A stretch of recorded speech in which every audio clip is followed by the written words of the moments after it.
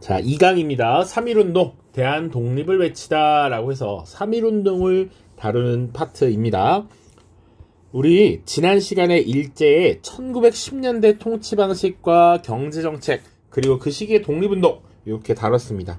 이 큰 틀 안에서 지금 우리가 쭉 다루는 것인데, 우리가 지난 시간에 배웠던 것 기억을 해볼까요? 1910년도에 국권 피탈이 있었습니다. 한국 병합조약을 체결했고요. 그리고 우리를 식민 지배하기 시작한 일본은 무력을 통한 강압적 통치 방식인 무단 통치를 시행했습니다. 자, 잘 기억날 겁니다. 그래서 치안을 유지하는데 원래는 경찰이 해야 할 역할을 군인들이 하거나, 혹은 관리나 교사들이 제복을 입고 칼을 찬다거나 이런 공포 분위기를 조성했죠. 국민들에게 주어져야 할 기본권 제대로 주지 않았습니다. 그런 내용들 다뤘기 때문에 1910년대의 모습 기억해야 되고요. 그리고 그 시기에 경제정책과 관련해서 산업 통제가 있었습니다. 그래서 회사를 설립할 때도 총독부의 허가를 받는 회사령이라고 하는 것을 줬고요. 그리고 토지조사 사업 이런 거 시행했었습니다. 이런 것들 같이 기억해 주시면 돼요. 그래서 1910년대의 모습을 주고 경제정책을 물어볼 수도 있고, 경제정책을 주고 그 시기의 모습을 볼 수 있도록 물어보기도 합니다. 그런데 이 무단통치라고 하는 방식은 오래가지 못했습니다. 1920년대가 되면 소위 문화정치로 바뀌었다라고 얘기해. 자, 그러면 이렇게 무단통치에서 소위 문화정치로 넘어가게 되는 직접적인 배경이 뭐냐? 라고 하면 두 가지 정도를 들 수가 있습니다. 하나는 일단 1919년 오늘 우리가 주제로 다룰 3.1운동이라는 것, 그리고 그 자체로도 가장 결정적이었지만 이것을 진압하는 과정에서 국제사회의 비난을 받게 됐거든. 그런 것들이 일제의 통치 방식을 전환시키는 계기가 되었습니다. 그래서 3.1운동 봐야 되는데, 그것과 관련해서 또 3.1운동에 영향을 미친 것 무엇이 있어요? 라고 하면 1차 세계대전이라고 하는 세계적 사건과 연결을 시켜야 합니다. 그것부터 이제 들어가 보도록 하죠. 그래서 1번은 제1차 세계대전 이후의 국제정세입니다. 첫 번째 1차 세계대전. 연도로는요, 1914년부터 18년까지 있었던 큰 전쟁입니다. 배경은 뭐냐? 원인은 뭐냐? 라고 하면 당시 제국주의 국가들이 서로 더 많은 식민지를 갖기 위해 경쟁을 하던 것이었죠. 그것이 충돌로 이어져 왔습니다. 선발 제국주의 국가였던 영국과 프랑스는 이미 많은 식민지를 갖고 있었고, 후발 제국주의 국가였던 독일과 같은 나라들은 상대적으로 식민지가 적었어. 그래서 자국의 경제적 이익을 위해서 더 많은 식민지를 가지고 싶었는데, 그것이 충돌의 형태로 일어난 것이 1차 대전이다 라고 간략하게 생각을 하시면 됩니다. 2학년 때, 3학년 때 세계사나 동아시아 역사기행 이런 거 배우면 좀 더 언급이 되겠는데, 우선은 이 정도로만 보고 갑시다. 그래서 전개 과정 보시면 영국과 프랑스를 중심으로 한 연합국 진영과 독일, 오스트리아 헝가리 제국을 중심으로 한 동맹국 진영의 대결이었고, 여기에 사실은 일본이 연합국 진영에 참여하게 됩니다. 일본이, 요거는 TMI일 수 있지만 간략하게, 자, 이런 전쟁 중에 이 연합국 진영에 참여했던 러시아에서는 내부적으로 사회주의 혁명이 일어나게 됩니다. 그래서 러시아가 독일과 빠르게 조약을 맺고 이 전쟁에서 이탈하게 돼요. 그리고 우리가 흔히 아는 사회주의 정부가 최초로 수립된 것이 이때입니다. 이 사회주의가 세계에 영향을 미치게 되죠. 자, 아무튼 이 전쟁은 미국이 참전을 하게 되면서 연합국 쪽으로 기울게 됐고요. 제1차 세계대전이 끝나게 되면서, 자, 연합국의 승리로 마무리가 됩니다. 자, 그 과정에서 이제 러시아 혁명이라고 하는 사건이 있는데요. 자세히 볼 건 아니지만 1917년 러시아에서 일어난 혁명이고, 그리고 다수파라고 하는 볼셰비키 세력에 의해서 소비에트 정부가 구성됩니다. 그러니까 그동안 착취당하던 농민과 노동자를 중심으로 권력이 재편되었다라는 거야. 그렇게 생각하시면 돼요. 세계 최초의 사회주의 정권 러시아 혁명. 자, 그래서 이 3.1운동에 영향을 미치게 되었다라는 겁니다. 우리가 1차 세계대전을 굳이 배우는 이유는 이것이 우리 3.1운동에 영향을 미쳤기 때문이야. 자, 전후 국제정세 보시죠. 파리 강화회의라고 하는 거 보셔야 됩니다. 1919년 1차 세계대전이 끝나고 나서 이 1차 대전을 마무리 짓기 위한 회의였어요. 프랑스 파리에서 모였고요. 전쟁에서 패배한 독일을 응징하는 성격이 강했습니다. 자, 이때 이 파리 강화회의에 여러 연합국의 국이 참여하게 되는데 미국 대통령이었던 윌슨이라고 하는 인물이 민족 자결주의를 비롯한 14개조 평화원칙을 제시합니다. 14개조 평화원칙 안에 민족 자결주의라는 게 있어. 그게 뭐냐라는 걸 좀 보셔야 됩니다. 그래서 14개조 평화원칙 동그라미 3번 있으니까 읽어보시고요. 민족 자결주의란 각 민족은 자신의 정치적 운명을 스스로 결정할 권리가 있고 이 권리는 다른 민족에게 간섭받을 수 없다라는 거야. 민족은 그 스스로의 운명을 스스로 결정할 수 있다라는 거야. 그래서 독일이나 오스트리아 헝가리 제국의 식민지들아, 너희들의 운명은 너희가 결정해라. 식민지로 남지 않아도 좋다. 독립할 수 있다라고 주장한 것이었죠. 그래서 이 민족 자결주의 원칙이라고 하는 것이 원래는 승전국이었던 영국, 프랑스나 일본의 식민지에 적용되는 건 아니었지만 그럼에도 불구하고 식민 지배를 당하고 있던 약한 약소민족들의 독립운동에 영향을 끼쳐. 한국인들도 그래, 미국 대통령이 민족 자결주의라는 걸 내세우네. 우리 민족도 우리 민족의 운명을 스스로 결정할 필요가 있어. 독립을 요구하자라는 이런 여론이 형성된다라는 것이죠. 자, 그 다음 레닌이라고 하는 인물이 누구냐면 러시아 혁명을 이끌었던 인물입니다. 이 레닌이 러시아 혁명 이후에 러시아의 정권을 장악했죠. 사회주의 정부가 수립이 됐고요. 이 레닌이 식민지 상태에 놓여있는 민족들의 해방운동을 지원하겠다라고 이야기합니다. 이것은 우리나라 도와줄 수 있다라는 얘기지. 그래서 한국을 비롯한 많은 식민지에서 사회주의가 뭔지는 잘 모르겠지만 우리의 독립에 도움을 준대라고 하는 또 긍정적인 인식이 확산될 수 있었던 것이죠. 그러다 보니 이 민족 자결주의 원칙이라고 하는 것과 레닌의 약속이 독립운동 활성화에 굉장히 많은 영향을 끼치게 되죠. 그래, 우리 민족은 우리의 운명을 스스로 결정해야 해. 게다가 저 러시아의 레닌이 독립운동을 지원해준대 라고 하니까 우리도 그동안 일본에게 억눌려 있다가 드디어 우리의 목소리를 내기 시작한 것이죠. 그게 커진 것이 3.1운동이라고 보시면 되겠죠. 그러면 이 3.1운동이라고 하는 게 갑자기 또 생겼냐 이런 건 아니고요. 당시 신한청년당이라고 하는 조직이 있습니다.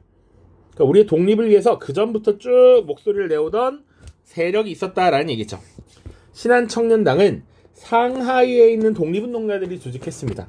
대표적인 인물이 신규식, 김규식, 여운형 이런 사람들이 있어요. 자, 이 신한청년당은 뭘 했느냐? 그래, 민족자결주의를 얘기했던 미국 대통령 윌슨에게 한국의 독립을 원합니다 라고 하는 독립청원서를 전달했고요.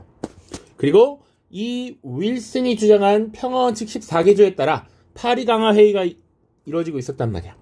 그래서 파리강화회의에 김규식을 대표로 파견하고 그리고 한국의 독립의지를 열심히 설명하려 했던 것이죠. 더 나아가서는 국내의 여러 지역과 연락하면서 독립운동을 준비해 나갑니다. 자, 그래서 지금 제1차 세계대전과 그 과정, 그것이 우리에게 어떤 영향을 미쳤는지 보는 것이고요.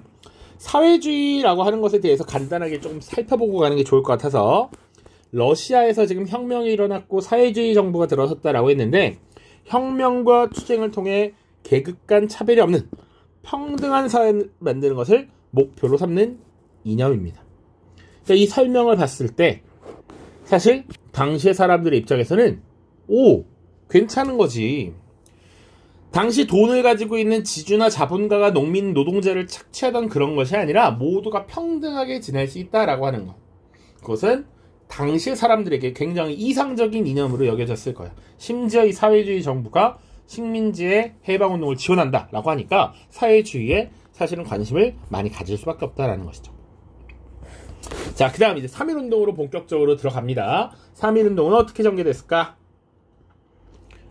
이런 영향을 받아서 우리의 독립을 이뤄내기 위한 준비를 하게 되죠. 만세 시위를 준비합니다. 우리의 입장을 시원하게 밝히고 우리의 독립을 요구하자라는 것이지, 당시 종교계 지도자와 학생들이 각각 만세 시위를 준비합니다. 자, 이런 독립 만세 시위를 준비하는 과정에서 일종의 기름을 부은 거, 이제 불이 타오르려고 하는데 여기다 기름을 부은 게 뭐냐면 고종에 대한 독살설입니다. 1919년 1월에 대한제국의 시작을 이끌었던 고종 황제가 죽습니다. 그때 고종이 독살당했다라고 하는 이 독살설이 퍼지게 되고요. 이때 한국인들의 분노가 굉장히 커졌다라는 것이죠. 아무리 그래도 감히 이 고종을, 그동안 우리가 왕으로 섬겨왔던 인물을 독살했다라는 것은 일본에 대한 분노를 자아내기에 충분했다라는 겁니다. 자, 그리고 일본의 유학생들이 28 독립선언이라는 것을 먼저 발표해요. 이것은 일본 도쿄 유학생들이 주도가 되었고요. 이들이 조선 청년 독립단을 조직하고 2월 8일에 독립선언을 발표하면서 독립을 요구합니다. 실제 28 독립선언을 발표했던 일본의 유학생들, 조선 청년 독립단 사진이 이렇게 있고요. 그들이 발표했던 28 독립선언이 있습니다. 자, 우리 민족은 생존의 권리를 위하여 온갖 자유행동을 취해 최후의 일인까지 자유를 위한 뜨거운 피를 흘릴지니 우리 민족은 일본에 대해 영원한 혈전을 선언하리라. 끝까지 싸우겠다, 피를 싸우겠다라는 얘기죠. 이에 우리 민족은 일본이나 세계 각국이 우리 민족에게 자결의 기회를 부여하기를 요구하며, 만일 그렇게 되지 않으면 우리 민족은 자유행동을 취하여 독립을 이루겠다. 위에 혈전이 있으니까 싸워 이기겠다라는 얘기겠죠. 자, 일본의 유학생들은 28 독립선언에서 민족 자결주의를 한국인에게도 적용할 것을 요구했다. 이렇게 보시면 되겠습니다. 이런 것에 영향을 받아서 국내에서 이제 3.1운동이 일어나게 되는 것이죠. 전개 보겠습니다. 아까 처음에 종교계와 학생들을 중심으로 준비를 하고 있었다라고 얘기했어요. 당시 종교계의 지도자들은 33인의 민족대표를 구성했고요. 이들은 당시 1919년이 기민년이었습니다. 그래서 기미독립선언서라고 하는 것을 만들고 비밀리에 인쇄를 하죠. 그리고 궁극적으로는 종교조직과 학생조직을 통해서 전국에 배포하려고 했습니다. 당시에 종교, 무슨 종교가 있었느냐라는 건 중요하진 않은데, 우리 민족 종교 천도교 있죠? 손병희라고 하는 인물, 천도교의 3대 교주입니다. 천도교라든지 혹은 대종교라든지 그리고 기독교, 불교, 이런 다양한 종교 지도자들이 여기 참여했습니다. 자, 그리고 만세시를 언제 하기로 했느냐? 고종이 죽고 나서 이제 거리를 지나면서 장례 행사를 치르는 게 있어. 그래서 그것을 인산일이라고 하는데, 고종의 관이 이렇게 지나가면서 사람들이 나와서 막 울고 모여서 막 장례를 치른단 말이야. 그날 사람들이 가장 많이 모일 테니 그때 독립운동을 벌이자라고 했던 것이죠. 자, 그래서 민족대표와 학생대표들은 1919년 3월 1일 탑골공원에서 독립선언식을 하기로 약속합니다. 그런데 이때 민족대표 33인은 이렇게 사람이 많이 모였을 때 과격한 시위를 벌이게 되면 일제가 또 탄압을 할 것이고 그것이 분위기를 악화시킬 것이라고 우려해서 계획을 틀고 태화관이라고 하는 곳에서 자기들끼리 조용히 독립선언서를 낭독하고, 그리고 경찰서에 자진신고해서 체포를 당합니다. 그런데 사실 학생들과 시민들은 탑골공원에서 만세 시위를 계획하고 있었기 때문에 이 종교 지도자들이 오지 않자 그들이 스스로 독립선언서를 낭독했고요. 평화적인 만세 시위를 전개합니다. 그리고 고종의 장례식에 참석하기 위해 모여든 사람들이 이 시위 소식을 고향에 전하면서 세력이 점점점 커지게 되는 것이죠. 그들이 발표했던 기미독립선언서의 내용을 보겠습니다. 오늘날 우리 조선의 독립은 조선인으로 하여금 정당한 삶을 누리도록 해주는 것인 동시에 일본으로 하여금 그릇되고 옳지 못한 길에서 벗어나서 동양을 지탱해주는 자라고 중대한 책임을 온전히 다할 수 있도록 해주는 것이며 중국으로 하여금 자나깨나 잊지 못하고 있는 불안과 공포로부터 벗어나게 해주는 것이고 동양의 평화를 중요한 일부로 삼는 세계 평화와 인류 행복으로 나아가는 계단이 되게 하는 것이다. 이 어째 사소한 감정의 문제이겠는가. 그러니까 지금 한국에게 조선에게는 어떤 의미이고 일본에게는 어떤 의미고 중국에는 어떤 의미인지 그리고 동양의 평화를 위해서 이것이 갖는 의미가 무엇인지 그리고 세계 평화로 나아가는 바탕으로서 3.1운동이 지금 일어나는 것이다 라는 걸 설명하는 거죠. 자, 그래서 당시에 우리 민족의 운명을 스스로 결정할 수 있는 민족 자결을 주장했고 그리고 동양과 세계의 평화를 위해서도 우리의 독립이 필요하다라고 주장을 했던 것이죠. 당시에 종로와 덕수궁 앞에서 벌어진 시위를 이렇게 사진 촬영해 놓은 것이 있습니다. 이렇게 볼 수 있고요. 오른쪽에는 시위 횟수가 나와 있습니다. 3.1운동 초기 보시면 230회였고요. 그리고 조금 더 이제 시간이 지나면 이것이 점점 늘어나게 되죠.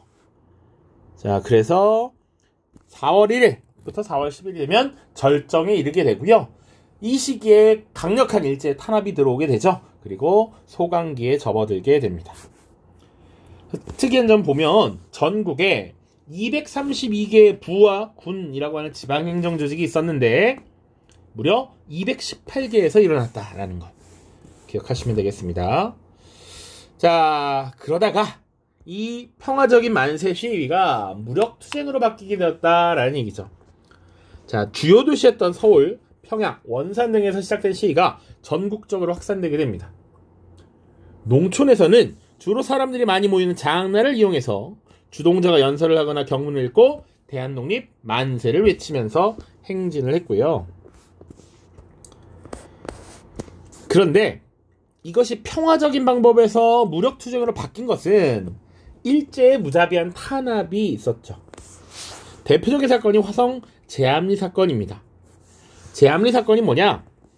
당시 이 화성 제암리 사건을 알렸던 스코필드 박사가 있는데 이 스코필드 박사의 기록이 있었기 때문입니다. 일제는 화성 지역 만세 시위에 대해 보복했고요.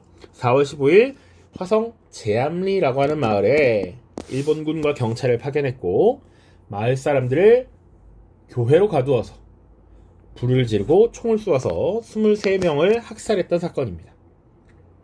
당시 캐나다 출신이었던 의료 선교사 스코필드가 유골을 수습하고 현장을 촬영해서 알려줬다라는 것.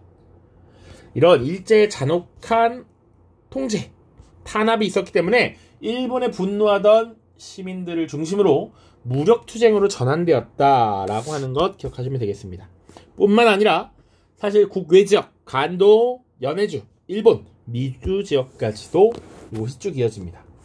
당시 여기는 미국의 필라델피아예요. 필라델피아에서도 자유한인대회가 열려서 한국의 독립을 요구하는 이런 움직임이 벌어졌다라는 것. 그리고 교과서 15쪽의 자료 보시면 각지에서 얼마나 많은 만세 시위가 있었는지 보여주는 자료입니다. 자, 3.1운동에 참여한 여성들이라고 하는 역사 읽기 자료도 있어서 함께 보려고 합니다. 우리가 유관순 열사는 정말 잘 알지만 사실은 그 외에 정말 많은 분들이 이 독립운동에 참여했다라는 것이죠. 여성들도 3.1운동에 적극적으로 참여를 했습니다. 그리고 그들도 국가를 위해서 헌신하면서 여성들의 권리도 점점 향상되는 것이죠. 대표적인 인물이 김마리아라는 인물이 있습니다. 자, 이 사람은 지금으로 치면 나름 좀 잘 사는 집안에 태어난 사람이죠. 일본에 유학하고 28 독립선언에 참여하게 됐고요. 귀국 후에는 대한민국 애국부인회라는 것을 조직했습니다. 그리고 임시정부라고 하는 것이 만들어졌을 때 최초의 여성 의원으로 활동을 하게 됐습니다. 자, 정칠성이라고 하는 여성이 있습니다. 기생으로서 3.1운동에 참여했고요. 기방을 나와서 일본에서 유학했고 당시 사회주의 사상의 영향을 받아서 조선여자동호회, 근우회라고 하는 여성단체를 만드는 데 활약했던 인물입니다. 그리고 마지막으로 박자혜 열사가 있습니다. 3.1운동에 참여했다가 체포되었고요. 이후에 베이징으로 갔다가 신채호라고 하는 인물과 결혼하고 의열단의 활동을 지원했습니다. 신채호는 민족주의 역사학자이죠. 민족주의 역사학자고 이 인물은 뒤에 또 나올 겁니다. 이 대한민국 임시정부라고 하는 것을 다룰 때 이 외교 중심의 독립운동을 굉장히 비판적으로 봤던 인물이에요. 무력으로 투쟁하고 싸워야 된다라고 주장했던 신채호. 그 신채호와 결혼했던 인물이기도 합니다. 그래서 지금 3.1운동이 왜 일어나게 됐는가 배경부터 3.1운동의 과정 이런 것들을 봤는데 그럼 3.1운동이 미친 영향은 무엇이냐를 봐야 됩니다. 3.1운동의 역사적 의의 중요합니다. 중요해요. 국내적인 측면 보시죠. 계층과 이념을 초월한 전민족적 항일운동이었다라는 큰 의미가 있죠. 과거에는 신분이라고 하는 게 있었어. 그런 신분도 초월하고요. 이념도 초월합니다. 사회주의 사상이 들어왔다라고 했지. 근데 사회주의든 사회주의가 아닌 민족 독립을 요구하는 민족주의든 관계없이 그리고 남, 녀, 노, 소 할 것 없이 지금 모두가 참여했다라는 얘기죠. 자, 그리고 3.1운동을 통해서 공화주의 인식이 공유되기 시작합니다. 자, 공화주의 뭐였습니까? 공화. 공공의 이익을 강조하는 겁니다. 개인보다는 공공의 이익을 강조해. 그 말은 뭐냐? 국가를 기준으로 봤을 때 왕이라고 하는 이 개인보다 전체 구성원이 국민의 이익이 더 중요하다라는 얘기지. 왕을 중심으로 한 왕정보다는 국민을 중심으로 한 정치체제, 그것을 공화제라고 하는데 이런 공화주의 인식이 공유되기 시작했다. 개인 혹은 왕이라는 것을 보면 되겠죠. 그래서 공화주의는 왕이 아닌 국민에 의한 정치체제라고 생각하시면 단순하게 정리하기는 좋습니다. 자, 그리고 민족운동을 이끌기 위한 통일된 지도부의 필요성이 제기됐어. 이건 뭔 말이냐? 우리 아까 각지에서 독립운동이 일어났다라고 했지만 이것이 어떻게 보면 산발적으로 일어난 거야. 이 지역 따로, 저 지역 따로, 이 지역 따로. 그런데 예를 들어서 이것을 동시에 일으킨다면 일본이 사실은 더 당황할 수 있는 것이죠. 그러니까 이것들을 이끌 만한 지도부가 필요하다. 체계적이고 통일된 독립운동이 필요하다라는 인식이 생겨났죠.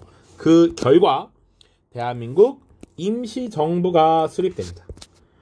중요합니다. 대한민국 임시정부의 성립에 영향을 미쳤죠. 자, 뿐만 아니라 학생, 농민, 노동자, 여성 등이 민족운동의 주체로 성장합니다. 그래서 우리가 다음에 1920년대 독립운동을 쭉 볼 텐데 학생운동, 농민과 노동자의 운동, 여성운동 이런 것들을 구체적으로 다룰 겁니다. 그리고 또 중요한 것, 일제는 무단 통치에서 문화정치로 통치 방식을 전환하죠. 그러니까 전통적으로 수능에서 항상 강조하게 하면서 물어봤던 두 가지는 3.1운동의 영향, 임시정부의 성립, 그리고 문화정치로의 통치 방식 전환. 이 두 가지입니다. 두 가지. 국제적인 측면 보시죠. 3.1운동은 제국주의 침략에 맞서 싸워서 자유, 정의, 평등, 평화를 지향한 인도주의 운동이었고, 자, 그래서 중국의 오사운동, 그리고 아시아의 여러 민족운동에 영향을 미치게 됩니다. 실제로 여러분들, 이건 지도서에 있는 자료인데, 영국의 식민지였던 인도, 그 인도의 독립운동가였던 네루가 딸에게 보내는 편지 형태로서 세계사의 역사를 설명해주는 책이 있습니다. 세계사 편력이라는 게 있는데 거기서 이 3.1운동을 서술하고 있죠. 3.1운동은 조선민족이 단결해서 자유와 독립을 찾으려고 수없이 죽어가고 일본 경찰에 잡혀가서 모진 고문을 당하면서도 굴하지 않았던 숭고한 독립운동이었다. 쭉쭉쭉쭉쭉. 그래서 당시 반영운동을 주도하던 네루가 감옥에 갇혔을 때 쓴 책이고요. 3.1운동이라고 하는 것 자체가 제1차 세계대전의 승전국이었던 일본의 식민지에서 처음으로 일어난 독립운동이고 이것이 중국과 인도 등의 민족 해방운동에 큰 자극을 줬다라고 하는 것이죠. 자, 마지막으로 이 자료는요. 각 계층별 분표입니다. 3.1운동에 참여해서 수감됐던 여러 사람들의 분포를 이렇게 표현하는 건데 다양한 계층의 다양한 사람들이 참여했다라는 걸 볼 수 있다 정도로 보시면 됩니다. 약 25분간 지금 3.1운동의 배경, 과정, 결과 및 영향 살펴봤습니다. 고생했습니다. 안녕.